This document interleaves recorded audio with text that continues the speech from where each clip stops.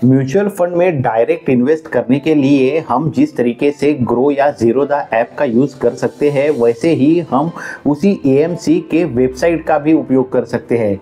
लेकिन समझो जिस एएमसी में हम इन्वेस्टमेंट कर रहे हैं वो एएमसी की वेबसाइट ही हैक हो जाए तो फिलहाल एक एएमसी है जिसके साथ ये प्रॉब्लम शुरू है और वो एएमसी ने सेम इंफॉर्मेशन सेबी और एक्सचेंजेस को भी दी है। ये जो भी एएमसी है उसके जो वेबसाइट है वहाँ पे साइबर अटैक हुआ है, ऐसा ये एएमसी का खुद का भी कहना है। और जिसके वजह से अभी फ़िलहाल अगर आप ये एएमसी के वेबसाइट पे लॉगिन करने की कोशिश करो तो आपको एरर दिखाई देता है। आप अपनी इन्वेस्टमेंट यहाँ से ट्रैक भी नहीं कर पाओगे और फिर अगर आपको नई इन्वेस्टमेंट ये एएमसी के वेबसाइट से डायरेक्ट करनी है तो वो भी आपके लिए मुमकिन नहीं है। और ये जो एएमसी है वो है Nippon India mutual fund AMC. अगर फिलहाल आप ये एएमसी के वेबसाइट पे जाके देखोगे तो आपको ये एरर मैसेज दिखाई देगा।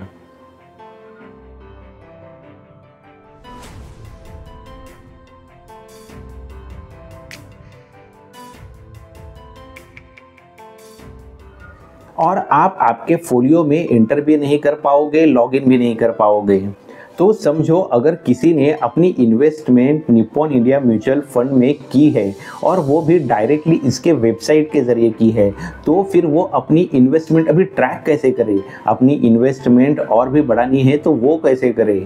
तो अगर समझो आप अगर ग्रो ऐप या ज़ीरोधा या ऐसा ही कोई ऐप यूज़ कर रहे हो जिससे आप डायरेक्टली म्यूचुअल फंड में इन्वेस्ट कर रहे हो तो आपको ये पता भी नहीं चला होगा कि ये एएमसी की वेबसाइट के साथ ऐसा कुछ हुआ है।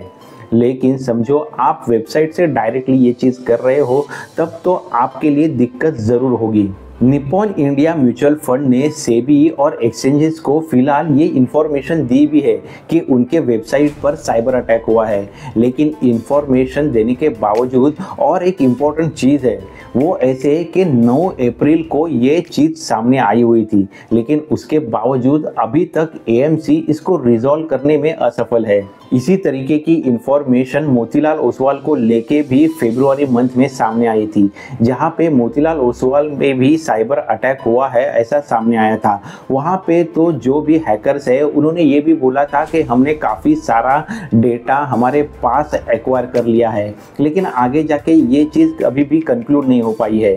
तो फिर समझो हम इस तरीके की किसी सिचुएशन में फंस जाते हैं। हम अगर डायरेक्टली वेबसाइट से अगर लॉगिन कर रहे हैं और हमारी इन्वेस्टमेंट कर रहे हैं और अभी हम हमारी इन्वेस्टमेंट को एक्सेस नहीं कर पाते हैं तो फिर हम क्या करेंगे? या फिर समझो सिमिलर चैलेंज किसी और ऑप्शन के साथ सामने आता है जिसका हम हमारी इन्वेस्टमेंट के लिए यूज़ करते हैं, जैसे ऐप हुए या फिर कोई और जरिया हुआ, तो फिर हम क्या करेंगे? इसके लिए एक ऑप्शन ज़रूर है। हम हमारी investment K fintech, MF central यहाँ पे ज़रूर मॉनिटर कर सकते हैं।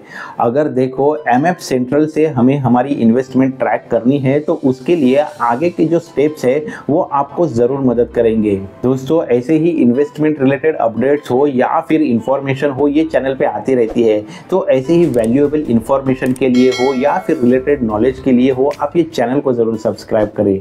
गूगल में एमएफ सेंट्रल एंटर करते ही हमें जो वेबसाइट पहले ही दिखेगी वही है एमएफ सेंट्रल की वेबसाइट। ये वेबसाइट पे एंटर करके हमें एमएफ सेंट्रल के पोर्टल पे जाना है। यहाँ पे हम देख सकते हैं कैम्स और केफिनटेक ये दोनों के जॉइंट एफर्ट से ये पोर्टल हमारे लिए अवेलेबल हुआ है। पोर्टल पे जाते ही साइन अप के ऑप्शन पे क्लिक करके हम हमारा पैन नंबर एंटर करके रजिस्ट्रेशन शुरू कर सकते हैं।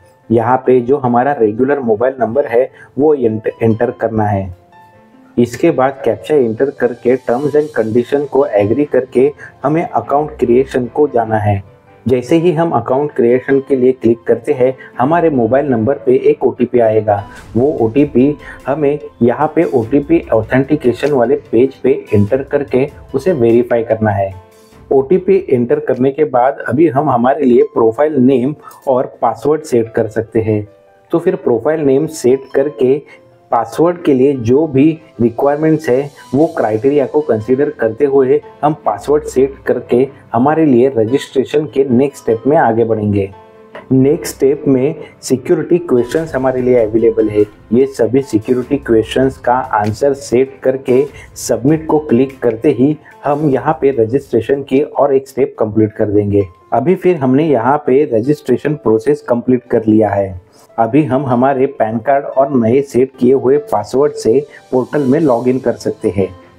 अगर सिक्योरिटी क्वेश्चन का आंसर देना है तो वो दे के सबमिट पे क्लिक करके हम हमारे पोर्टल में लॉगिन करके हमारी सभी इन्वेस्टमेंट्स देख सकते हैं। फर्स्ट टाइम लॉगिन पे टर्म्स एंड कंडीशंस पढ़ के उसे ओके करके हम मेन पोर्टल पे एंटर करेंगे।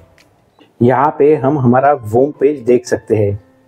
मेन पोर्टफोलियो पे क्लिक करके हमारी जो भी इन्वेस्टमेंट है उसको हम देख सकते हैं। फिर वो किसी भी ऐप के ज़रिए अपनी की हुई क्यों ना हो, वो यहाँ पे सभी इन्वेस्टमेंट कंसोलिडेट करके इन्वेस्टमेंट, उसकी अभी की मार्केट वैल्यू और टोटल अभी तक जो भी गेन है वो दिखाई देगी। यहाँ पे एसेट क्लास वाइज हो या फंड हाउस वाइज हो, अगर डिटेल्स देखने हैं तो वो ऑप्शन भी अवेलेबल है। स्टेटमेंट पे क्लिक करके हम हमारी जो भी इन्वेस्टमेंट हुई है उसकी डिटेल्स यहाँ पे वैलिडेट कर सकते हैं। अगर डिटेल पे क्लिक करें तो हम हमारे करंट फाइनेंशियल ईयर या लास्ट फाइनेंशियल ईयर या फिर किसी स्पेसिफिक टाइम पीरियड के लिए जो भी ट्रांजैक्शन हुए हैं उनके डिटेल्स देख सकते हैं। ये डिटेल से हम हमारी एक्चुअल ऐप में होने वाली इन्वेस्टमेंट क्या सच में म्यूचुअल फंड में हो रही है या नहीं उसको वेरीफाई कर सकते हैं। तो जो ग्रो के साथ इंसिडेंट हुआ था वैसा वाला इंसिडेंट हम पहले ही हमारे लिए रोक सकते हैं। स्टेटमेंट की अगर हम रिक्वेस्ट दें तो वो हमारे लिए माय डाउनलोड्स में विजिबल होती है। यहाँ से हम हमारी स्टेटमेंट डाउनलोड कर सकते हैं, जो हम देख सकते हैं एक्सेल फॉर्मेट में हमारे लिए डाउनलोड की जा सकती है।